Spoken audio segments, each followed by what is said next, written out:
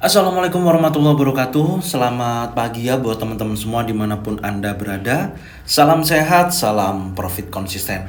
Hari ini Zona Forex akan memberikan informasi mengenai jadwal kalender ekonomi yang akan rilis minggu ini dari tanggal 11 Oktober sampai dengan 13 Oktober. Hal-hal apa aja yang akan kita bahas? Ya tentunya kita akan membahas dari satu persatu ya dari jadwal kalender ekonomi yang rilis tiap hari. Oke, nggak lama-lama langsung aja kita bahas, dan tentunya saya menggunakan forexfactory.com untuk membahas jadwal kalender ekonomi yang berpengaruh terhadap indeks dolar. Oke, untuk tanggal 11 Oktober di sini akan rilis pukul 19.30 ya. Ini adalah high impact, yaitu ada core PPI dan ada PPI. Ini menurut saya pengaruhnya sangat besar ya terhadap pergerakan indeks dolar ataupun keputusan daripada si Jeremy Powell. Kita akan bahas satu persatu. Untuk core PPI sendiri ini adalah indikator ekonomi ya yang digunakan untuk mengukur perubahan harga barang dan jasa yang dihasilkan oleh produsen, tapi memperkecualikan adalah sektor makanan dan energi. Core PPI mengabaikan fluktuasi harga ya yang disebabkan oleh perubahan musiman atau faktor sementara seperti kenaikan harga makanan dan energi yang seringkali bersifat volatile. Dan menurut saya untuk core PPI ini sebenarnya tidak berhubungan pengaruhnya secara langsung ya. Saya sih lebih melihat dari data PPI itu sendiri, dan terlihat kalau dari saat ini ya core PPI juga angkanya tidak ada perubahan. Previousnya adalah 0,2% dan forecastnya adalah 0,2%. Lebih stabil ya. Kalau actualnya sama sesuai dengan forecast atau previous, ya maka pergerakan untuk data PPI sendiri stabil ya, dan pengaruhnya terhadap indeks dolar pasti tidak ada pergerakan yang cukup signifikan. Beda dengan PPI ya. PPI ini selalu dihubungkan dengan CPI, dan kita ketahui sendiri CPI itu akan rilis tanggal 12 Oktober. CPI itu inflation rate ya. Mengenai suku bunga gitu. Jadi inflation rate itu ini kan target PR-nya si Jeremy Powell. Makanya hubungannya sangat erat dengan PPI ya. Jadi kalau kita perhatikan ketika angka PPI itu meningkat, maka CPI itu juga akan meningkat gitu. Tapi kalau PPI-nya ini turun angkanya, maka akan diprediksikan juga CPI akan terjadi penurunan. Jadi korelasinya sangat kuat sekali. Apa sih PPI itu? PPI ini adalah indikator ya ekonomi yang tentunya untuk mengukur inflasi gitu loh. Ya, untuk mengukur inflasi, dan PPI ini mengukur perubahan harga barang dan jasa yang dihasilkan oleh produsen. Ya, tapi sedangkan kalau CPI kan mengukur perubahan harga barang dan jasa yang dibeli oleh konsumen secara keseluruhan gitu loh. Jadi korelasinya antara PPI dan CPI ini cenderung ada sangat dekat yang tadi saya sampaikan. Jadi kalau PPI di sini naik ya angkanya, maka CPI cenderungan juga naik gitu. Oleh karena itu kan kenaikan biaya produksi pada akhirnya akan tercermin dalam kenaikan harga jual kepada konsumen akhirnya. Intinya seperti itu. Jadi kalau kita lihat dari data PPI itu sendiri, previousnya ini 0,7% ya. Ini ada kenaikan sih dari bulan sebelumnya, itu ada kenaikan sebesar 0,7%. Dan ini diprediksikan forecastnya adalah 0,3% gitu loh. Jadi ketika angkanya ini turun sebesar 0,3% ya, dan aktualnya sesuai dengan data PPI itu sendiri forecastnya, maka diprediksikan indeks dolar akan terjadi pelemahan. Gambarannya seperti itu. Jadi secara keseluruhan prediksinya untuk data PPI malam ini mengidentifikasi bahwasanya indeks dolar akan terjadi pelemahan atau penurunan. Oke. Selanjutnya bersambung di pukul 21:15 ya. Cuman ini middle impact di mana ada FOMC member Walker Speak, dia akan berbicara ya. Artinya kalau saya lihat dari beberapa komentar dari anggota parlemen FOMC ya, mengharapkan sih sikap dovish ya yang akan dijalankan oleh si Jeremy Powell dalam mengambil keputusan nanti di bulan November gitu loh. Jadi memungkinkan ketika itu dovish ya indeks dolar akan terjadi pelemahan, intinya seperti itu. Tapi kalau kita lihat keputusan si Jeremy Powell terakhir kan memberikan indikasi bahwasanya akan menaikkan suku bunga sekali lagi sebesar 25 basis point. Tapi memungkinkan loh kalau itu sikapnya akan dovish. Kenapa? Kalau CPI rilis tanggal 12 Oktober yaitu besok menunjukkan inflasi turun ya, maka besar kemungkinan suku bunga ini akan dipertahankan. Intinya seperti itu. Oke. Jadi ini posisinya yang bisa saya sampaikan untuk news malam ini ya. tanggal 11 Oktober dan selanjutnya saya akan membahas yang akan rilis tanggal 12 Oktober.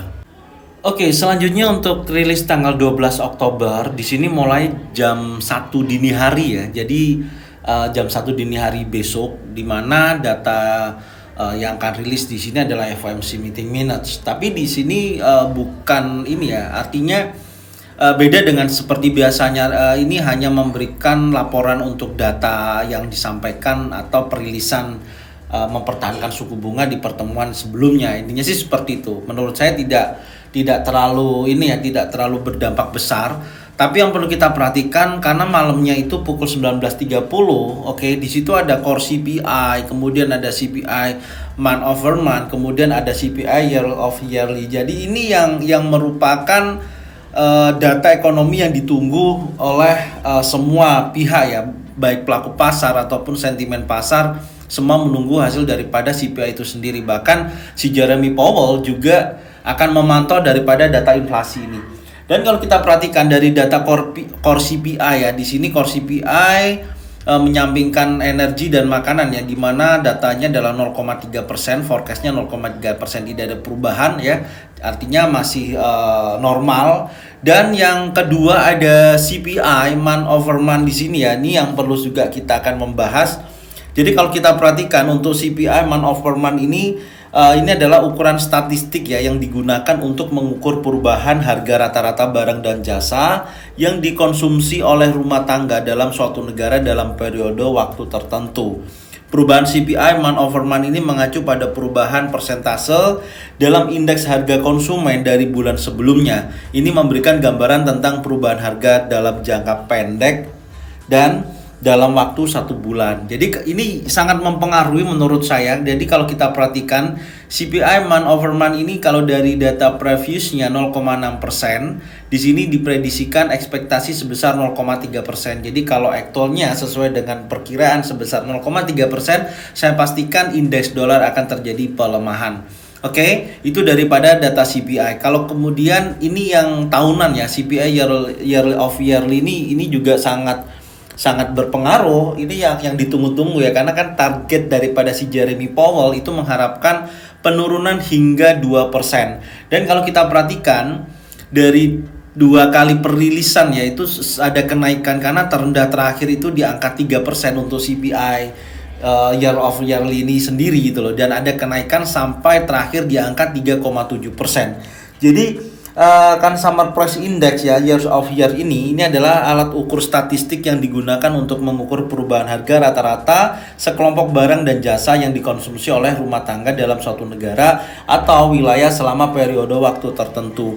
Jadi periodenya lebih lama ya, 1 tahun gitu loh. Dan kalau kita perhatikan, ini sangat menarik, ada penurunan daripada angka sebelumnya, previousnya adalah 3,7%, diperkirakan ada penurunan sebesar 3,6%. Ya tentunya kalau datanya ini betul-betul turun di bawah forecast ataupun minimal sama sesuai dengan forecast, maka indeks dolar akan terjadi penurunan. Dan menariknya gini, yang kita akan pantau yang pertama nanti malam ya, PPI sama CPI ini korelasinya sangat kuat. Jadi kalau kita lihat PPI nanti malam diprediksikan turun sebesar 0,3%. Kalau aktualnya nanti turun, maka indeks dolar pasti akan terjadi pelemahan. Dilanjutkan lagi CPI, insya Allah pasti datanya akan terjadi penurunan. Dan ini kalau kita lihat dari prediksinya pun dari 2 angka tersebut, baik PPI dan CPI menunjukkan negatif terhadap indeks dolar.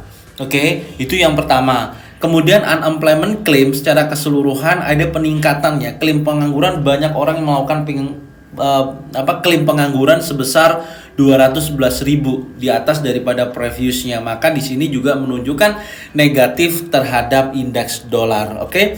Klaim pengangguran ini juga istilahnya ini rilis setiap minggu ya.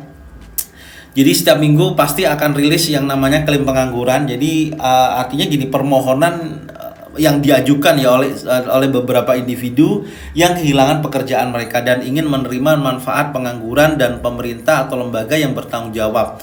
Jadi ya dapat bantuan lah, istilahnya seperti itu ya. Dan di sini meningkat itu akan membebani pemerintahan di Amerika itu sendiri gitu loh, khususnya dari tingkat pengangguran. Oke. Jadi diprediksikan menurut saya sih ya hari Kamis ini ya, bahkan hari Rabu dan Kamis menurut saya memiliki potensi besar terhadap indeks dolar akan terjadi penurunan dari pelemahan data yang akan rilis secara prediksinya seperti itu. Oke. Selanjutnya kita akan membahas di tanggal 13 Oktober. Oke, kemudian yang akan rilis hari Jumat ya, tanggal 13 Oktober. Di sini saya akan membahas yang paling utama adalah high impact pukul 21.00. Di sini ada prelim UM consumer sentiment. Jadi data sentimen konsumen ini ya yang akan dirilis oleh University of Michigan gitu loh. Jadi indeks ini hanya mengukur indikator ya yang dihasilkan dari survei bulanan terhadap konsumen yang ada di Amerika Serikat. Indeks ini mencerminkan pandangan konsumen terhadap kondisi ekonomi saat ini dan harapan mereka terhadap masa depan. Jadi gambarannya sih seperti itu gitu. Jadi kalau kita perhatikan angkanya ini juga ada pelemahan ya atau penurunan angka dari 68,1% dan ekspektasinya sebesar 67,2%. Jadi ada penurunan ketika nanti aktualnya sesuai dengan forecast, maka diprediksikan untuk data prelim yuan consumer sentiment di sini menunjukkan negatif terhadap indeks dolar. Jadi digambarkannya seperti itu. Jadi kalau posisinya terbalik gitu ya, contoh aktualnya lebih tinggi di atas previous ya itu baru akan menunjukkan angka positif terhadap indeks dolar. Tapi secara keseluruhan data ekspektasinya karena di bawah daripada previous maka menunjukkan negatif terhadap indeks dolar itu sendiri. Oke, kesimpulannya menurut saya dari tanggal 11 sampai dengan tanggal 13 ini memiliki korelasi yang cukup kuat ya dari data yang rilis. Besar kemungkinan menurut saya 85% menunjukkan negatif ya pengaruhnya terhadap indeks dolar. Jadi dipengaruhi dari data tersebut rilis dengan ekspektasi menunjukkan angka penurunan, maka prediksinya indeks dolar terjadi pelemahan. Tapi ini prediksi ya. Tapi nanti kita akan lihat aktualnya hasilnya seperti apa. Apakah memang betul-betul sesuai dengan data yang ada, sentimen pasar memperlihatkan posisi tersebut ya tentunya akan menunjukkan kemungkinan besar inflasi juga akan terjadi penurunan. Dan kalau kita lihat inflasi sudah mereda atau terjadi penurunan bahkan bisa targetnya hingga 2%, nah di situ besar kemungkinan suku bunga akan dipertahankan gitu. Artinya sikapnya akan dovish ya, indeks dolar akan terjadi pelemahan. Tentunya akan positif terhadap contoh XAUUSD dan pair USD ya, contohnya Euro USD, GBP USD dan Aussie USD. Itu sih gambarannya. Oke. Jadi ini aja yang bisa saya sampaikan ya, informasi mengenai jadwal kalender ekonomi ini. Semoga informasi ini bermanfaat dan bagikan ya videonya, channelnya ke teman-teman kalian semua mengenai informasi ini supaya mereka semua bisa mendapatkan manfaat yang sama. Terima kasih ya buat semuanya. Jangan lupa subscribe, like, komen, dan bunyikan loncengnya bisa mendapatkan notifikasi dari Zona Forex. Thank you buat semuanya. Salam sehat, salam profit konsisten. Assalamualaikum warahmatullahi wabarakatuh.